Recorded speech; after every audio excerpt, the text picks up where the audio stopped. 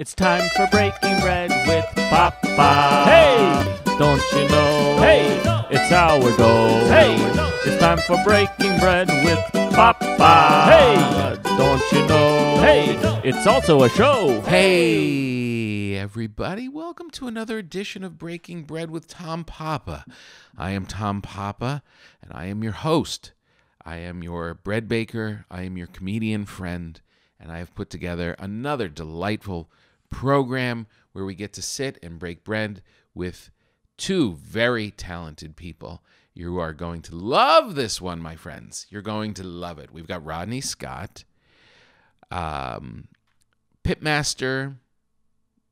James Beard award-winning chef from the Whole Hog barbecue restaurants, hails from South Carolina.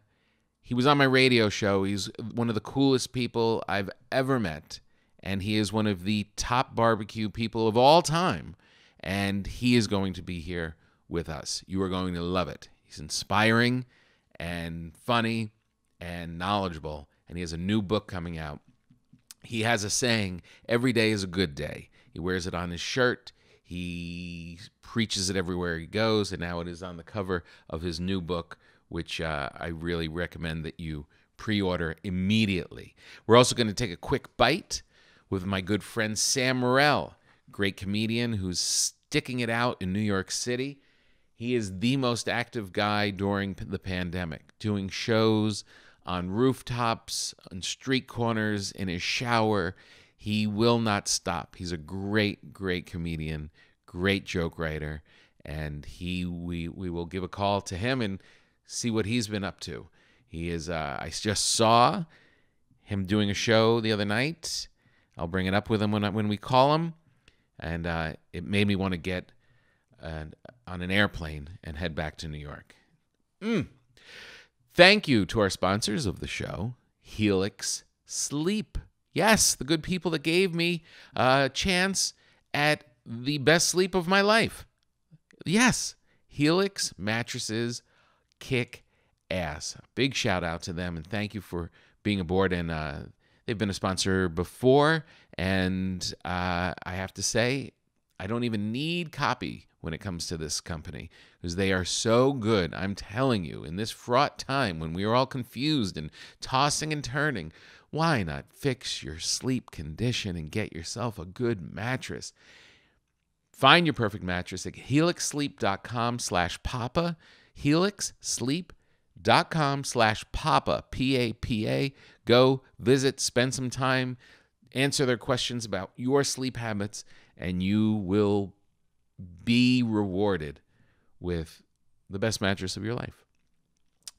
So, Rodney Scott and Sam Morril. This is a good combination. I'm very excited about it. I'm also very excited. I want to get right to it. I don't want to spend too much time here in the intro, but I do have to share something with you. Thank you for subscribing. If you haven't subscribed to this, please do, and like it and subscribe. It's very important that we keep spreading the word and growing the community. It is growing every week, and I thank you so much for doing that.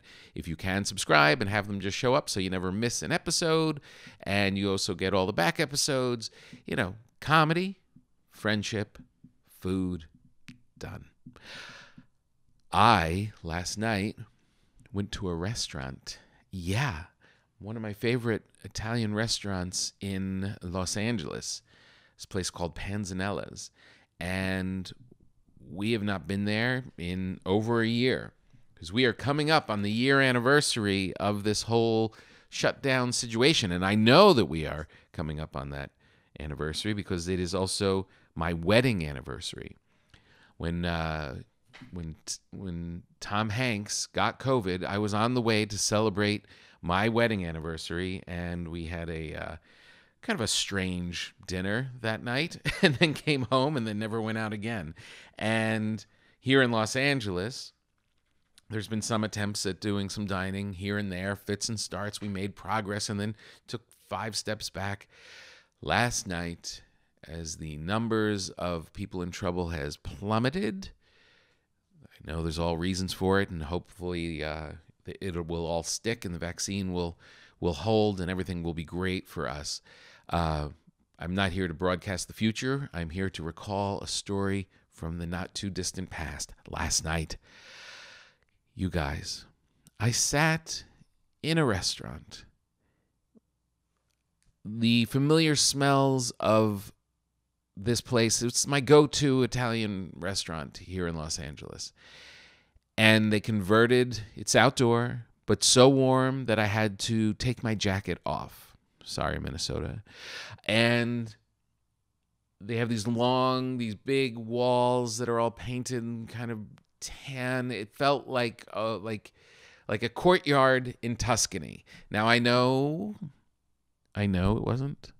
I know that I may be recalibrating in my head what these joyous things are because it's been so long. But I'm telling you, it felt transportive. Of course, the nice fairy lights, the waiters, the stuff. The best moment, I think, was just coming in with my wife. We hadn't been on, I don't think the two of us have gone out like that since all of this started. You know, we've snuck out to get coffee when we were allowed to do that, or these little moments. But we have not been able to just sit like grown-ups on an evening with no children, no troubles, no pets, not making anything yourself. And I know a big part of this show is me talking about how it's important that we cook for ourselves, and it is, but once in a while you need to be inspired and get out, and there are certain things that you can order that you shouldn't be making at home. Especially when it's just you eating it. You know, if I'm going to get a lasagna, a meat-based lasagna, I'm not making that at home for 12 hours, so I'm the only one that eats it in the house. No, there's certain things you have to go out for. And you know how I love a nice ice-cold martini. I make them well. I do a good job. I enjoy the process. But to sit at a table with a crisp white tablecloth, have a gentleman come and bring it on a tray and place it before me, it felt normal. It felt good. And we just let someone else do the work. I kind of sitting there and being served and being able to order the things that I really enjoy and have this conversation and then walk out the door and not have to do dishes. I feel like this is how my daughters have been living the entire pandemic. When they come into the kitchen and demand what they want for dinner, and I make it and then clean up and set the table, and then they just waltz out with a cigarette hanging from their lip and go back about their lives, tick-tocking it away. Oh, you forget.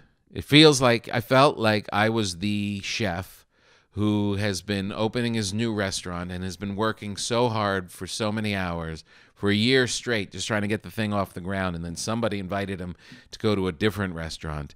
And he walked in not as the chef, not as the guy with worries, not with the guy with concerns, but just as a patron. And it was a delight, just a treat. I can only hope, my friends, that we are going to keep marching forward. I hope that we don't slide back too much. I'm sure there will be some problems, but I hope that you all are safe, and I hope that we rise out of this, and I get to come to your town and order a martini alongside of you. And I am not exaggerating when I say that. I know there are thousands of people who listen to this podcast all around the country. We've got time. I don't see a reason why I can't sit with each and every one of you. It's a lot of martinis, so maybe some of it will be coffee. Some of it will be just a little biscotti. Maybe it'll be a slushie at the 7-Eleven. I don't know.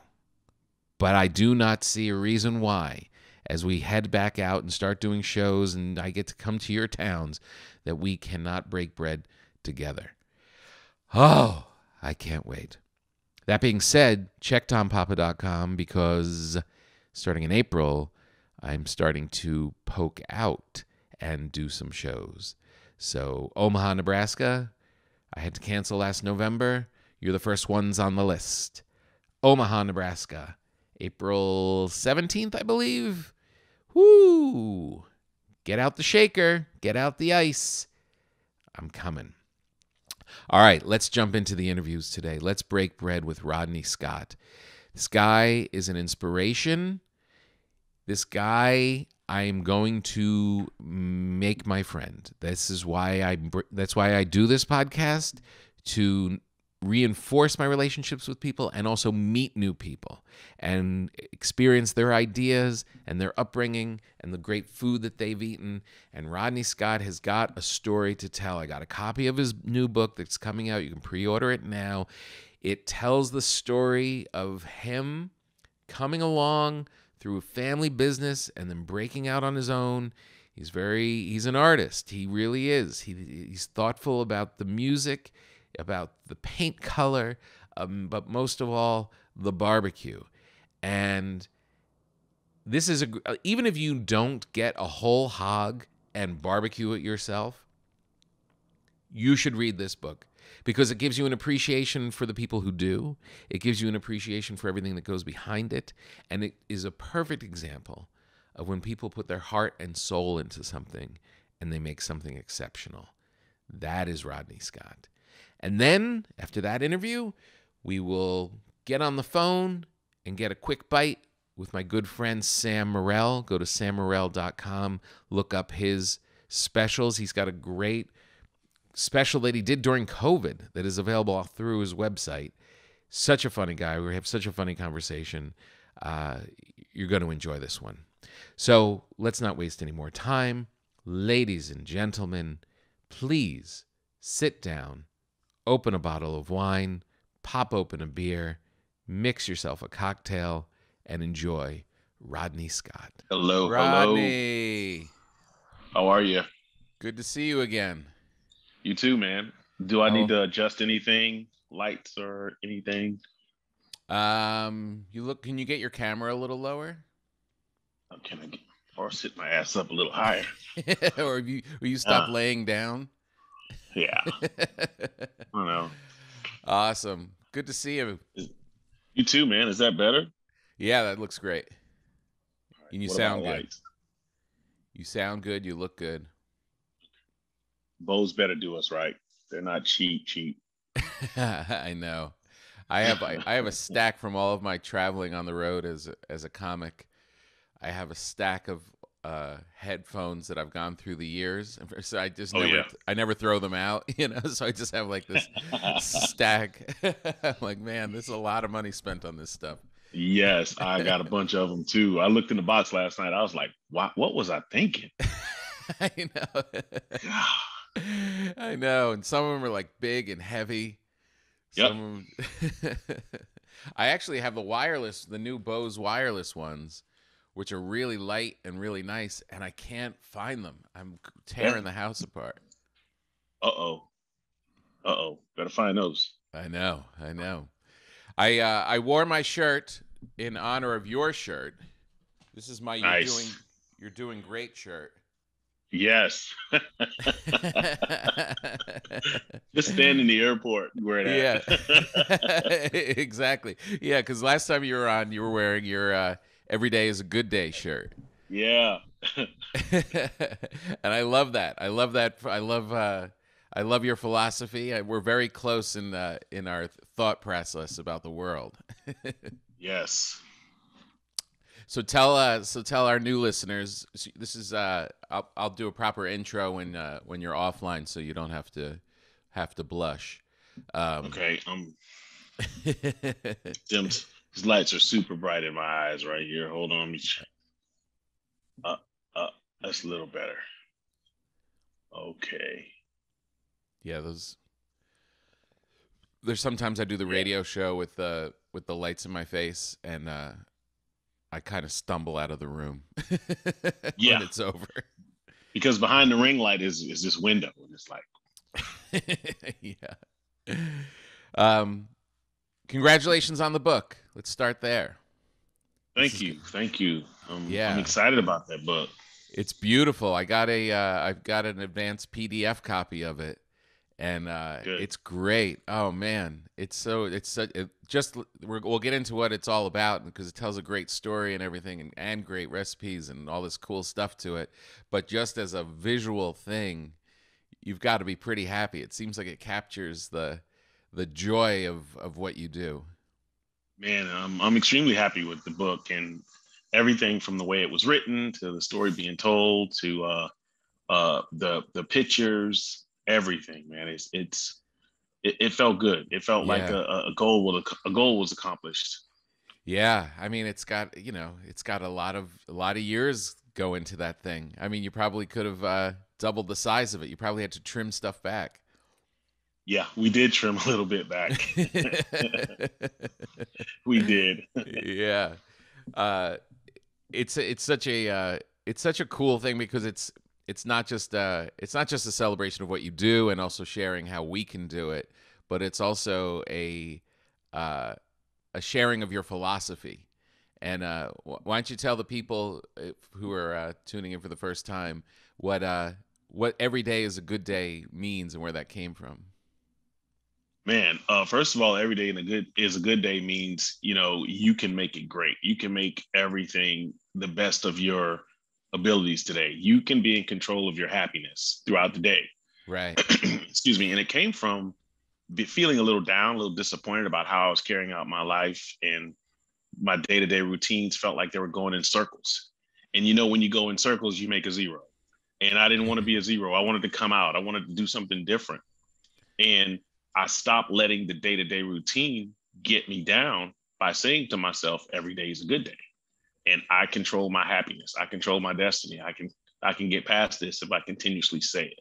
Right, right. And what age were you when you were starting to think this way?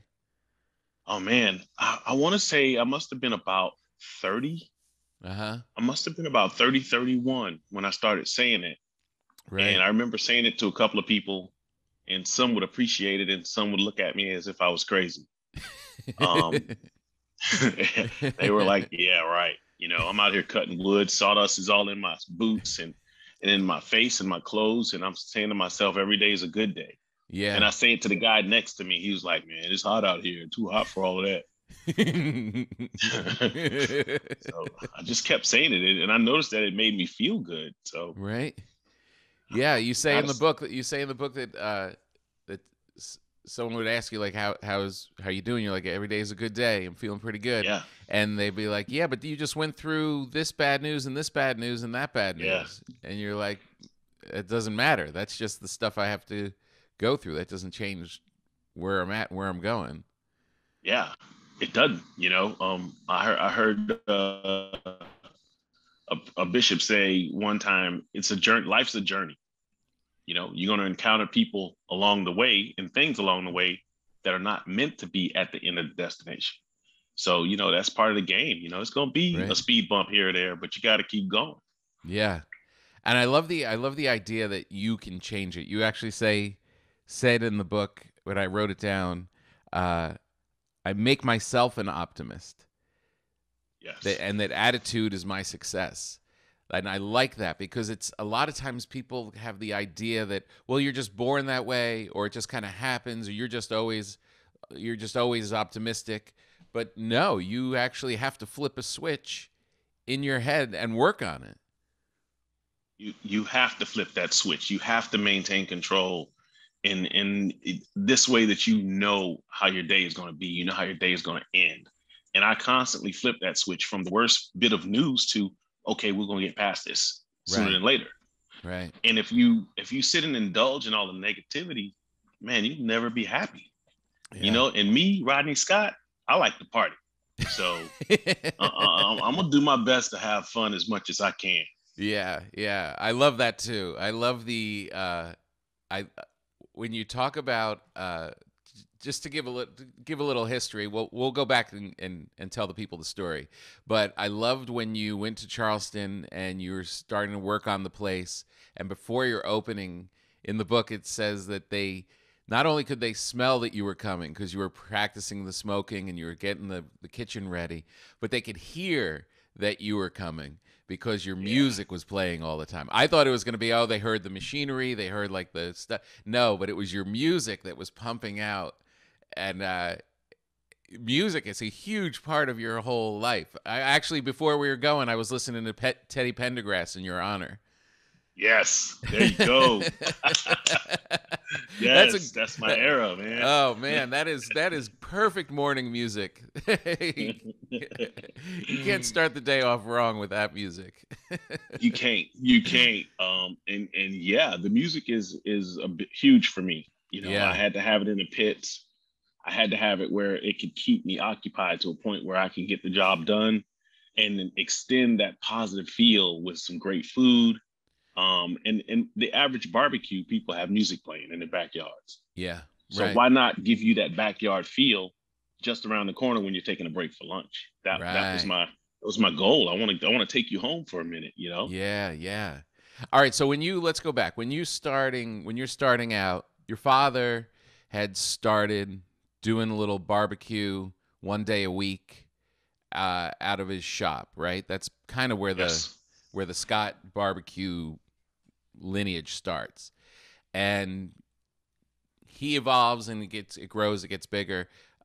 He starts making his way and he recruits you in, and you say in the book at 11 years old is when the first hog that you really barbecued or smoked, right? Yes. So this is tell me a little bit about how you at 11 years old, you know, you're seeing your father do it, knowing that it's hard work. A lot of people could end up being turned off by that and go in the other direction. And I know it seemed like you went, and you tell this great story in the book about this path. You kind of go back and forth a little bit as you're finding your way. As you're growing, you've got your dad, which is a big figure. You know, you want to run from that and be that, and that's complicated. But what starts driving your little brain at 11? How do you get through your teen years and start to think maybe I'll end up continuing on this path? Man, first of all, you get to those teen years pretty painfully when you got to do a lot of physical labor. Yeah. Because you're growing and you're doing all of this work. Yeah. But first of all, it was the job. It was the chore. It was your to-do duty. Yeah. And this is what I had to do. So I didn't enjoy all of it. And the 11-year-old hog cooking was, if you want to go to this basketball game, this is what you're going to have to do today. Mm-hmm. Not knowing that someone was watching me the entire time. But all at the same time, back then, you didn't get the full opportunity to fire the hogs all day. Right. Your job was either to help clean up, put wood in the barrel. And here was an opportunity as well as a chore for me. And I did it. Mm-hmm. And, you know, I didn't get a chance to do it continuously after 11, but it was every now and again I would assist with it or help out with it. Right. So it was kind of a bittersweet moment where I get to do it, but I don't really want to be doing this right now. Yeah. So then it weighed into school breaks. You know, then you had to help around the pits, and I just tried to find my way to make the best of it. And I found out about supply and demand, and I was like, wow, food is necessary regardless, and this is what we're doing. Yeah. But it's confusing because you actually have a chapter in the book saying, I hate the holidays. Yes, I hated the holidays. Oh my goodness. To this day, I can't believe that I can really enjoy Thanksgiving and Christmas. Simply because during the holidays, you went to the store with my folks and you continuously worked throughout the holidays. Yeah. So it was cooking 10, 12 or whatever hogs a day. And all of these people are taking their barbecue home. And I'm stuck here at this pit. I've been here all day or all night, whichever time of year it was, and just constantly working. So my holidays meant that I'm going to be cutting wood and cooking hogs almost the entire time that the school is on break. Man, oh man. That's tough as a kid. That's tough. You know, oh, it was tough. Oh, you want to beat your dad up for making you do it. You just want to run, kicking the hogs. A couple of those thoughts came along. Yeah. But then you talk about your dad a little bit. He sounds like he was he was a loving but strict character. My dad was the type that you didn't sleep late. You woke up whether you're working or not. You got up and you went to work. Mm-hmm. And he wasn't the real affectionate type, but you knew he cared. He provided. He made sure everything was there that I needed, and he would try to even teach you, life lessons like what not to do, what to do, and how to do certain things. And he was pretty strict with labor. Yeah. If it was a Saturday and you were at the pits and you were caught up, you were never caught up. You were never finished. Find something else to do. Stand here until I tell you can go. It was that type of thing. Yeah. And if you had everything caught up that he wanted done, well, he knew somebody down the road that he farmed with a little bit or worked with. If they needed a hand, guess what? He sent you there. Wow. So it was, you always had to stay busy. Yeah. They had this saying, an idle mind is the devil's playground. So they kept us busy. Right. Farming, cutting wood, cleaning up, cutting grass, plowing feet, whatever we needed to do. He was the type to make sure that you were always busy. Right. It's interesting because when you talk about like, having a good time also as a teen and like going to the clubs that are a little further away from your house and like coming back, you could tell like you were more mature than I'm sure like a lot of your friends. Like even just the way you were talking about your strategy of, all right, I'll get to the club. I'm not going to get in trouble. That was your thing. He's like, I'm not getting in trouble. I'm not going to mess with the police. I'm not going to jail. I'm going to be smart about this, but I'm going to enjoy myself. And I'm going to get to the club. I'll have one drink at 11, then maybe have another drink. And then I'll be dancing and having a good time, and I'll be sobered up by the time I'm going home. And then you don't even think, but then I'm like, all right, that's a good plan. And then you're like, no, but I'm going to wait and let a couple other cars go before me. Yeah. That's what you do. That was the plan. So you had this 4-lane highway that went for about 4 miles one way coming from this club. And you could see nothing but darkness. You're in rural areas, man. It's super dark. Yeah. So you let these 3 or 4 cars that's going the same direction you go take off, right? Yeah. So they go. It's only one. It's probably one, maybe 2 cops out there for 25 miles. Right. So what you do is you let them go first, and you wait. Yeah. And as you wait, you watch them. You let them stay in sight as far as you can. Just leave enough room for the cops to turn around if they get pulled over. That's all you had to do. Right. That was my strategy. Yeah. That was the strategy. It was smart. It was mature. You could tell like you were wiser than your years, it sounded like. I think so. The average person that I hung out with was anywhere from 3 to 10 years older than I was. And, working around the pits, that was the effect. Older folks hung out. Because no kids were hanging around like that. So everybody that was 3 to 10 years older was always in my circle. And I listened to them and hear how they talk, watch what they do, how they live, and try to say, when I get that age, I'll be ready. Right. Doesn't really work, but some of it makes sense. Yeah, some of it sticks.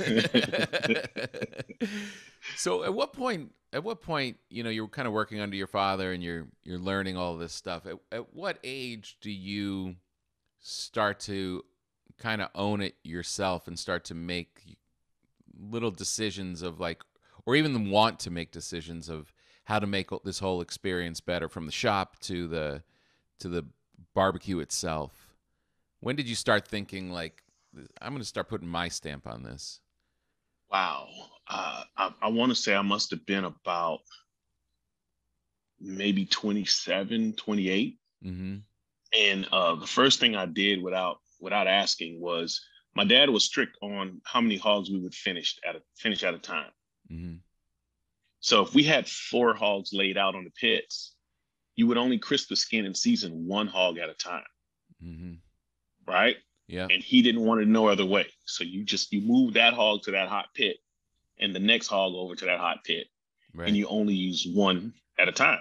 Right. Well, I noticed that the closeness in the pits, we could do 4 at a time. Again, back to the holidays that I was hating and ready to go home. Mm-hmm. I said, if I get all of these done, I can get out of here in the next hour and a half.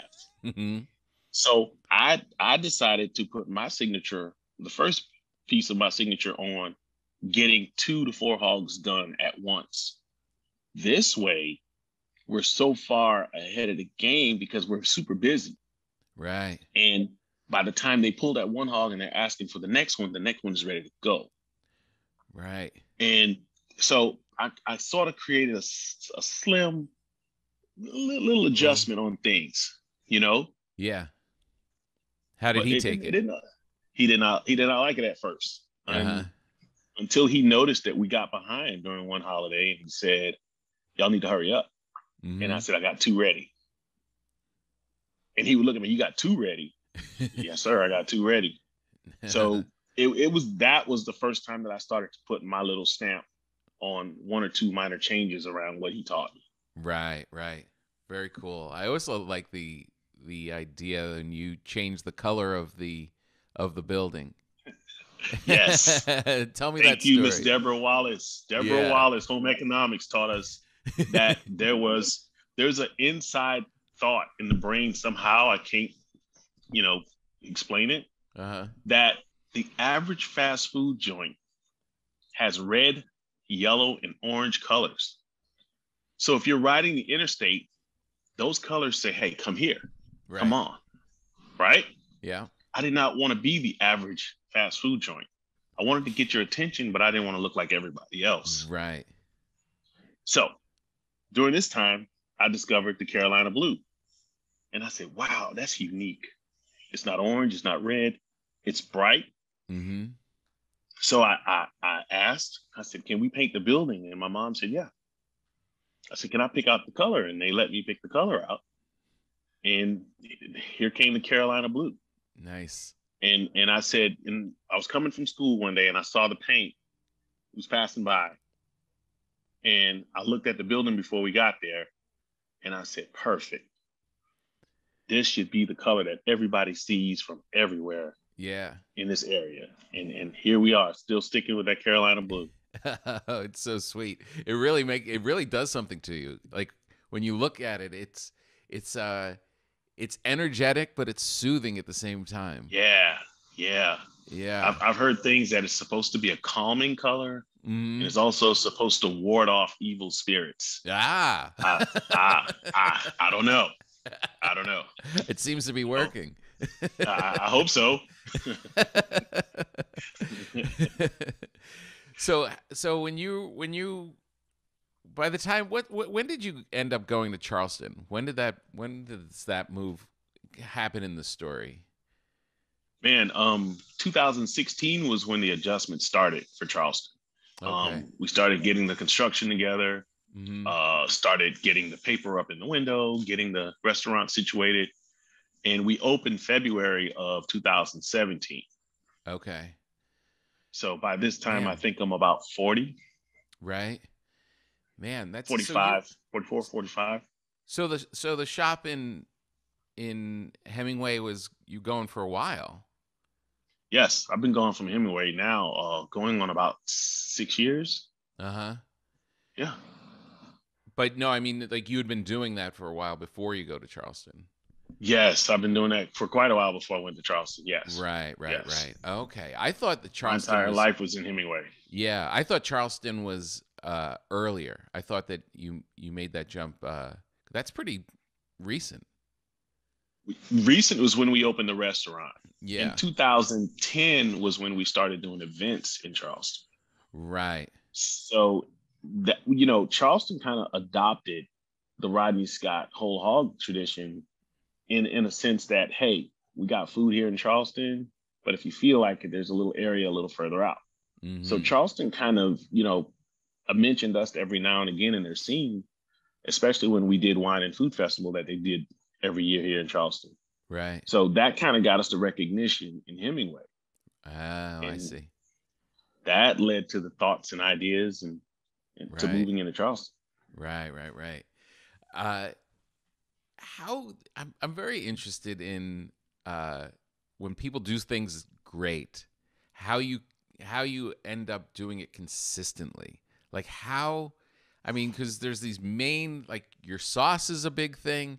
Picking out the hogs is a thing. The wood, what kind of wood you're going to smoke. Like, how do you, those factors all seem like very slippery and they could change all the time. How do you just do it so consistently, especially like, even in the beginning, like when you're doing this stuff, like on the road, when you're showing up at these festivals and you got to like, you're taking your show out like on the road and you're going to impress these people you've never seen before. Like, how do you have the confidence that it's all going to be the same Rodney Scott stuff? Because like I make bread, I make stuff in my kitchen. You know, every shot is something. I'm as surprised as everybody else when how it's gonna be. Well, I'm always nervous about every delivery. I don't care where it is, how big the crowd is. There's always a nervous feel when there's a remote job. And consistency is very, very important when it comes to food. We know. Yeah. Doing it on the road is even more of a challenge because sometimes you're going to be faced with different ingredients, different environments, elements that are around you. Yeah. So you have to be prepared to adjust. And when in doubt, you just got to remember, this is how I do it at home. Get as close to it as you can because you never know what you're going to face. So there's always a nervous excitement of what I'm going to face when I'm on the road. And I hope to bring the consistency or the satisfaction to whatever event that I'm doing to hopefully just focus on the moment. Right. You know, I try to focus on that moment of what I'm doing at a remote event to try to get it done. That sounds like it's process. Like the process is the thing. Yeah. Yes. It is a big thing. You know, I ran into a situation once where I was cooking in France and the vinegar was different than what we used here. Oh. OMG. Yeah. Man.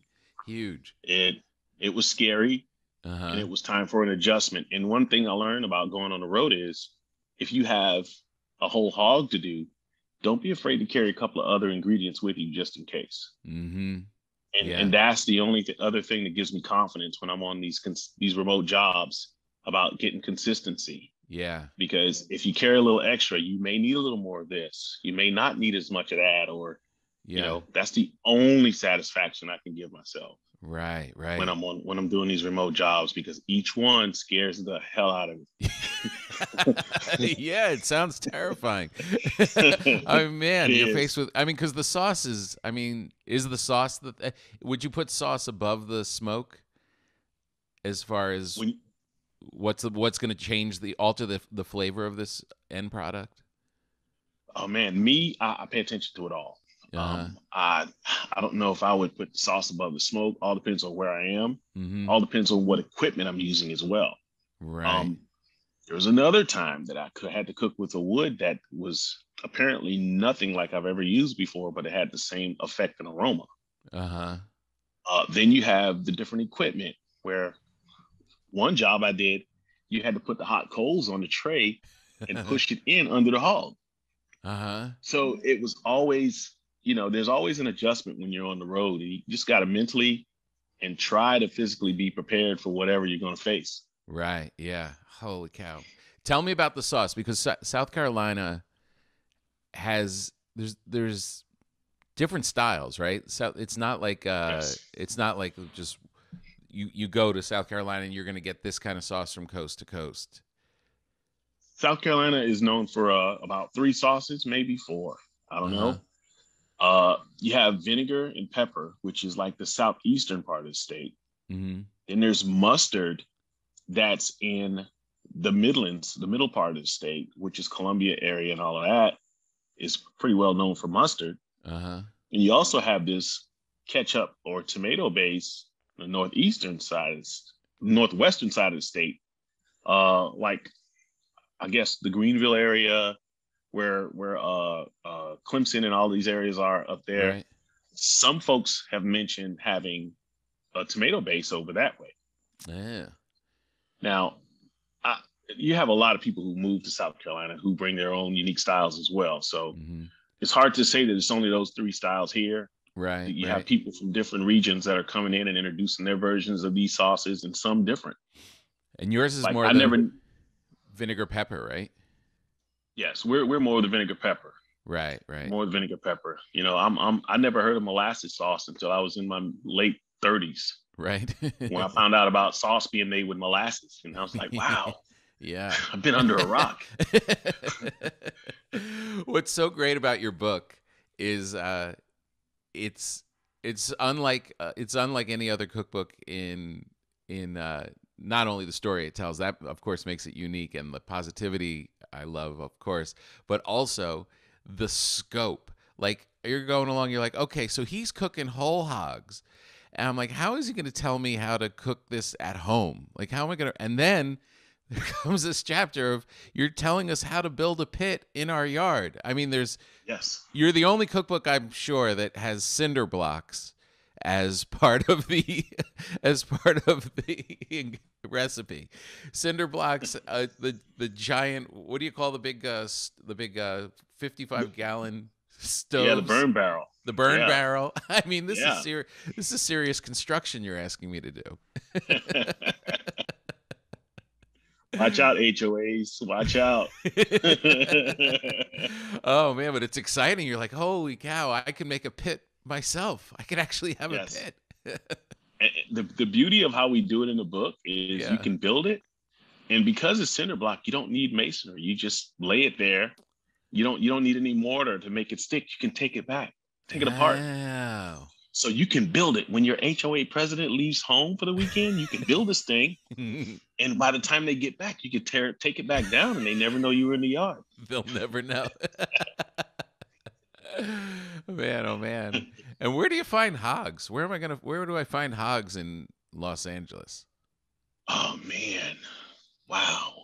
Is that an invite to move to Los Angeles? Yes, it is. Because this is the one thing I was thinking about when I was brushing my teeth this morning. I'm like, I love Rodney. I can't wait to talk to him. I can't imagine how much more I would like this guy if I ate his food. I still haven't eaten your food. Wow. Yeah. Wow. We got to fix that. I know. But you know, I've heard of grocery stores sometimes having whole hogs. You can find whole hogs at your butcher, possibly. You may have to order. There are a lot of farmers out there, local farmers in all these areas, right, will blow your mind, who may or may not have whole hogs. Right. So, you know, probably research the area and see what farmers are around. Right. They can sometimes set up getting a hog slaughtered for you, or you could just go to your local grocery store maybe, and they may give you one. Right. It's so amazing how many different places I found that are selling whole hogs and where you can get whole hogs nowadays. Yeah. Well, that's good to hear. I also like the scope that anytime you're using, like, if I barbecue at home with my little grill and I have my little brush and I'm brushing my barbecue sauce on it, and in your book it's like, get yourself a mop, get yourself a big ass mop. That's what you're going to be using on this. Yeah. It's going to cover it a lot quicker. I love that. All right. So talk to me a little bit more about music before we go, because you love music. What are you listening to now? What's playing when you're at work or when you're driving around in the red pickup truck? Man, when I'm riding around in a red pickup truck, I listen to a lot of music. Mm-hmm. One of the songs that I listen to a lot is "Beers and Sunshine," Darius Rucker. But yes, I do listen to country. Yes. Yeah. I listen to a little bit of Maze featuring Frankly Beverly, one of my favorite groups. Anthony Hamilton, "Giving You the Best of Me," you know, do the smooth. Nice. So I'm pretty much all over the place, all the way back to some classic hip hop. Yeah. Might be some Run DMC playing in there when I get in there. Oh man, I was listening to this playlist of just 90s hip hop, because that's when I was like in school and stuff. I was like, oh man, I felt like an old man. I'm like, this is real hip hop. Yes. I tell my son that all the time. I was like, listen, you can hear all of the words. Right, exactly. Yes. Yeah. Oh, so good. Man, but music is my thing. When I'm at the red light, if you ever see the red truck at the red light, you probably will not see me doing this on my phone. I'm that guy at the red light that's still bopping my head, and the music's crunk, and I might be reaching for the volume to turn it up, But Nice. I'm that guy at the red light. Yeah, I love that. Yeah, man. I love that you have the cocktail section of the book too, and you actually have a drink called the Red Pickup Truck. Red pickup. Oh man. Hey, let me tell you before I say any more. I had some help in this book. You know, some of my guys, Nicholas, he helped me come up with that red pickup truck. Nick Bahakis, of course, Paul Yeck with the catfish dip. These guys, these are my family, man. This is my family. And when we came up with some of these names for these recipes, we had a lot of fun doing it. It was it was fun. It was fun. You know, who drinks a red pickup? I know. Really. I was like, oh man, this is going to be popular. It is funny too in the book, or not funny, but it's kind of it kind of surprised me in a way, because you're looking at the scope of all this big hog. You know, you're doing this big barbecue stuff, and then to see like a recipe for fried chicken, and it looks so small compared to all this other big stuff we're doing. But it seems like, is there like a through line, like even like with those dishes? Like, do you feel like it's still like in the same vein of what you do? Is it? Well, yeah. That whole book is kind of like, it's not just about me. Yeah. It's about the foods that I've encountered and how they affect me and my world. And that's why we said it was Rodney Scott's world. Right. Because a lot of people lose focus on the writer telling the story. He's not telling your story and theirs and the next person's. Yeah. He's telling his. And that's what I wanted to do. I wanted to tell my story and how I encountered food, family trials and tribulations, and how these foods play a part in my day-to-day routine. You know, everything. And how I learned all these different recipes along the way that weren't the same exact recipes that I grew up with. Right. So I kind of wanted to share that and say, hey, look, this is my world. Let me tell you my story. Yeah. Yeah. It really comes through. It really is. It was such a fun read. I'm going to get the hard copy when I'm able. People can pre-order it now. They can go online. People can pre-order it now. And pre-order it. And it's Rodney Scott's World of Barbecue. Every day a good day. Yes. Yeah, so great. I mean, really, it was, you almost forgot in the beginning of it that you were like picking up this book to learn how to cook barbecue, and like the recipe cookbook part of it, like, because it's such a great story, and it's uplifting. I was like, I felt better when I put it down. That's my goal. My goal was to give the everyday backyard individual some confidence in what they can do with barbecue. Yeah. To give them some inspiration and some insight on, you can make it if you just take things step by step. Yeah. And you know, there's only two universal languages, in my opinion, man. There's music and there's food. Okay.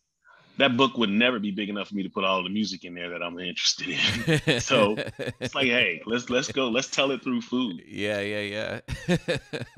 Well, you're the best. I really, sincerely, as soon as I'm able to get on planes, I'm heading your way, and we'll see us. We'll sit and enjoy some time together. All right. I appreciate it. All right, buddy. Take care of yourself. All right. Thank you. Have a good day. All right. Have a good one. You're doing great. Thank you. Thank you. That was the great Rodney Scott. I told you he was cool. I told you. I hope you enjoyed that conversation. If you are having trouble sleeping, if you have been sleeping on the same mattress for a long time, it may be time to focus on one of the most important things in your life, your mattress. Let me talk a little bit about Helix Sleep. These folks know what they're doing. It's like one of those companies where you experience what they are offering you, and you're like, oh, why hasn't the world been doing it like this for so long? You know, look, a mattress is a huge thing, especially when you're not 10 years old. When you're 10, you could sleep anywhere, you can do anything. You could sleep in a milk crate and get up and feel great. You could sleep on a driveway filled with pebbles, which I've done, and you wake up and you touch your toes and go about your life. But when you're a grown-up, yeah, once in a while you get away with a couch dive, but you need a good mattress, and it makes such a difference. And this is the thing. It's not just like you roll into these stores and just pick one off. Just, go to helixsleep.com. take their quiz. You literally put in every detail about you and or your partner who you sleep with or not, and they come back with a mattress that's going to be perfect for you. If you sleep on your back, it's going to be different from when you sleep on your side. If you sleep on your stomach and you like it really firm, that's going to be, you don't get the same mattress that the person that likes to sleep on their back in a big feathery mush sleeps on.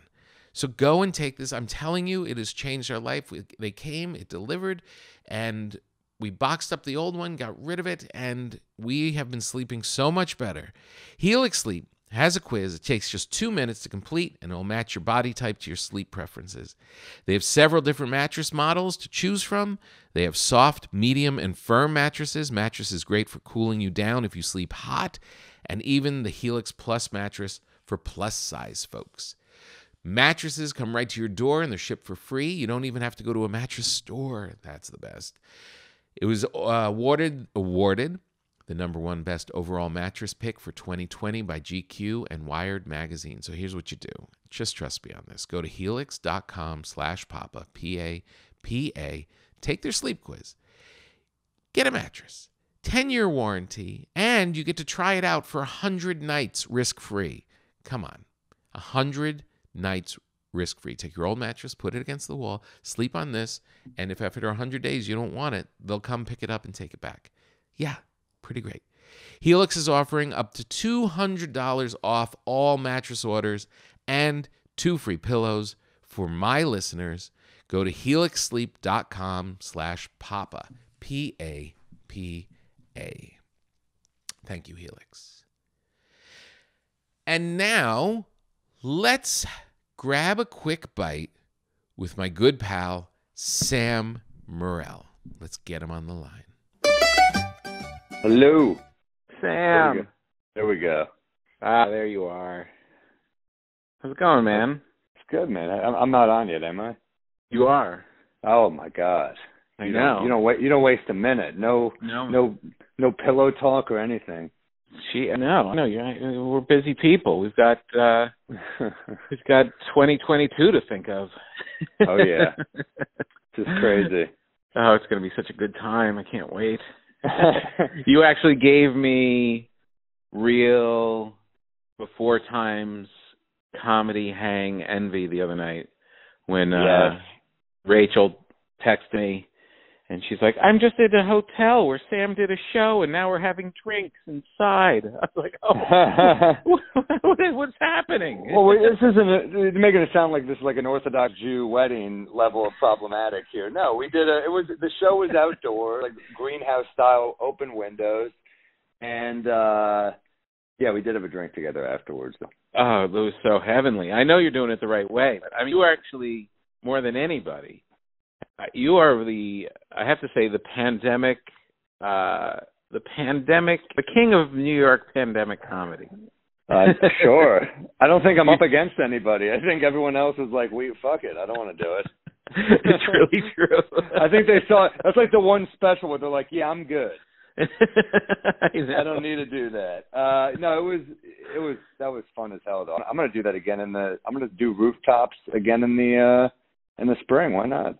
Yeah, I know. That's what I'm starting to feel here in LA. Like we're a lot more strict, so we can't do as much. But the weather's so perfect for it. If you were here, you would be doing shows every hour. Yeah, but then I can't drive, so I need someone to drive me. It's a whole. I guess I could Uber, but even the Uber for a while, I don't know why the LA Uber situation stresses me out because the LA Ubers are so chatty. So chatty. I think they don't know who. They're stuck in LA mode. They're like, I got a script. This dude might be important. Who knows? In New York, they're just like, please. They're like the opposite. They're like, please don't talk to me. I don't want to talk to anyone. It's so nice. It's so true. When I was doing the radio show, it was super early, and I was trying to figure out what am I going to do. Like, I can't even see straight. Should I get an Uber to the studio? And I got an Uber one day. And this guy was the same way, chatting it up, talking about all the show business stuff. He gets out of me that I'm on my way to the radio show. He practically walked me into the building and up into the studio. I was God. like, I can't. I'm going to drive myself. And also, like, I'm not like some dick that's not going to chat, but it's like sometimes you're just not there. You know, like it's the other thing. Like they don't know who you are, so they're like, maybe he's someone. The one time a dude did recognize me, the one time in LA, he didn't speak to me the entire way, and the way out he goes, I like your comedy. I was like, fuck. That means no one has ever recognized me. If they don't recognize you, they'll chat your ear off. That's how it goes. He might be Joel Schumacher's son or something. This guy might be connected. I don't know. Yeah, his uncle was somehow involved in Lethal Weapon in 1987. Oh, dude, I wish. That would be a cool little tie. Oh, it would be sweet. I do, though. I'm telling you, seeing that Rachel sent me a picture and just you guys all together, and I was like, I've been feeling. This is the longest I've gone without being in New York, and it's. I literally seeing that photo made me go on my phone and start looking at flights. It's tough, man. It's tough to not have the cellar hang because we're so used to just being around the table, and like I realize how much I need it for for any level of sanity, just that comic ball busting, the kind of the hang, the having a cocktail. It's like it's like we've been forced to drink alone so much throughout this, and alcohol it's not a great alone drug. You know? I know. I drink it so much faster when I'm alone, and then I end up drinking so much more. I just picture you like mixing a martini. Like I know you've been talking about drinking over the sink, and I picture him doing a martini over the sink. They're like in a rush, but it's still classy. You know? It is. I try and do the ceremony of it. I still like try and do it right, and I'm like, I feel like the more I act like a grown up in the preparation of it, the less of a juvenile I'll be in the drinking of it. That's such a great point, dude. That's such a great point, because when you make a cocktail, you feel like less of an alcoholic. Like, well, I'm not doing it right out of the bottle. I put some care into this. I measured, right? You feel a little better. Yeah. And you're like, okay, so now I should take my time and drink it. And then like halfway through, the next one is totally sloppy. There's no care. Yeah, there's no maraschino cherry or bitters. You just went straight for the whiskey with like a touch of vermouth. You're like, fuck it, right? Yeah, right, exactly. It's so funny. What are you drinking this winter? It's so cold there right now. I'm mixing it up. Like I crave red wine in the winter or scotch. Those are like the two ones I really crave. But then occasionally I'll do a Manhattan every once in a while. Sometimes. I got everything in my apartment. I like anything with Campari, so I'll do like a Negroni or like an Americano or something. Nice. How about you?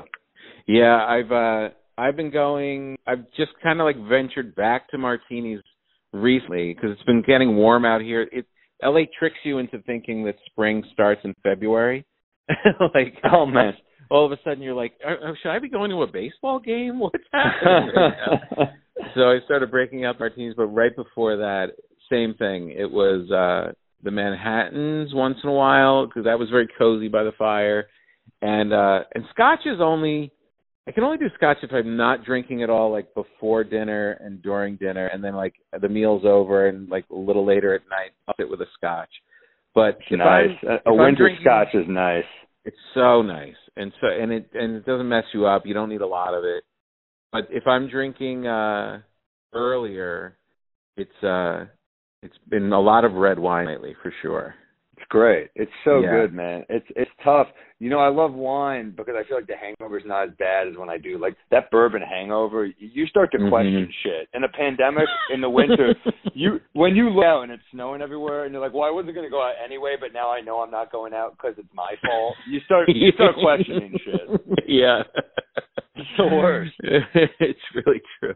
You are like a martini guy too. Like I picture the martini. Like not a lot of dudes can pull off a martini without looking foolish, and you look right with a martini. Like the fact that you were not ever on Mad Men is a crime. I know. Anytime I see any movie about like early NASA or Mad Men, anything with like a white guy in a short sleeve dress shirt with a tie, I'm like, dude, my agent sucks. Oh, dude, you should have been on Mad Men for sure. But yeah, any old like period piece, like shit, you could have been on The Crown. You could do a British accent. Get yourself on The Crown. But you know what? It's the same as wearing like a hat. It like you just have to kind of practice it. Like you have to. The more you do it, the more you like it, the more you appreciate all the steps in it, the more it becomes a part of you. And then it seems like, oh, this guy was born with a martini in his hand. Right. The martini glass is so stressful though, because it's not made for drunks. Like I'm scared I'm going to spill it. It's like you need to have that like iron wrist. You know what I mean? You can't... Yes. And you also need the proper. I could talk for hours about this, but there's this trend to making martini glasses gigantic and filling them to the very top, like the rim. So like you're in a bar and you get a martini and you're trying to walk back to your table, like it's like a contest or something. It's so true. Like there was a time when they were smaller and they weren't filled all the way to the top, and that's like the classic, but it's hard to find. I like when they give you I love watching them pour it, first of all. And I miss the ritual. Like I like making it at home, fine, but I do miss the talking to the bartender. I miss the banter. I miss seeing like a hot girl at a bar and being like, oh, look at a hot girl at a bar. You just see the people. You people watch. It's like, I know. It's like the park where people are behaving badly. You know, or worse. I don't know, but yeah, no, I know. I miss that too. And it's like, as much as I can like try and simulate that experience and make the martini, and I'll like sit by the fireplace or sit like with a book and like, okay, I'm going to really like do this. And then you sit down, and instead of like the hot girl at the bar, it's your dog is peeing on the banister, or your daughter's yelling and screaming from the room, or there's a reason why bars weren't made popular at home. Oh, so that's so funny, man. Yeah, I love your jokes about just, drinking at home, and it's like a panic drinking. It's not like a calming drinking. No, it's like you're like trying to close a wound. It's not. I do love like a bourbon or a scotch while reading like a murder mystery, like a Raymond Chandler or something like that. Yeah. Where you're like, oh, this. You feel like you're like part of Ace. It's kind of nice. Yes, right, exactly. I know those things. Any of those scenarios that like are classic and like you've seen in movies. It's like, you should just follow those rules, because people thought this stuff out before we showed up. You know what I mean? Yes. There's a reason why people have a cocktail at 5 and dinner at 7. There's a reason why a guy smokes a cigar with a scotch. It's like, people just follow the roadmap. You're not going to pizza and beer. Pizza and beer works. I mean, there's certain things just work. It's also just like it's funny, all these bars need to have their own special cocktail. And I get if you're like elevating a classic, if you're like, we do our Manhattan this way, or we do our Negroni this way. But when you're doing like, here's our like, blah blah, and it's just some shitty drink with like, Prosecco and like all this weird, and you're like, all right, but the classics have stuck around. Yes, exactly. They're great. I was watching just a scene from Once Upon a Time in Hollywood last night. And Leonardo says to Brad Pitt, "You going to come in and watch my FBI TV show?" And Brad Pitt's like, "Yeah, I figured I got a 6-pack in the back. We'll get a pizza. Let's do it." I was like, that sounds so perfect. That movie's so good. You never hear like friends saying to each other anymore, "Hey, I got a 6-pack. You want to hang out?" Yes.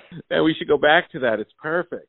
Yeah, 6-packs are fun, man. And there is something about like killing something with a friend. Like you finish it with a friend. That's kind of nice. Right, exactly. But that movie's great because it's like Musso and Frank's and those old LA haunts where you're like, oh, that's like the West Coast, like the classic cool. Like the bartenders are wearing bow ties. I used to always, whenever I do like a Conan set, I'd always try to grab a drink after at Musso and Frank's. Oh, that's what we got to do when this is over. I literally was watching. That's my favorite place in the world out here, and I literally watched that scene, and they show Al Pacino sitting at the bar at Musso and Frank's, and then I flip over and I caught whatchamacallit? Lethal Weapon. I just saw the scene when they're flying down Hollywood Boulevard past Musso and Frank's.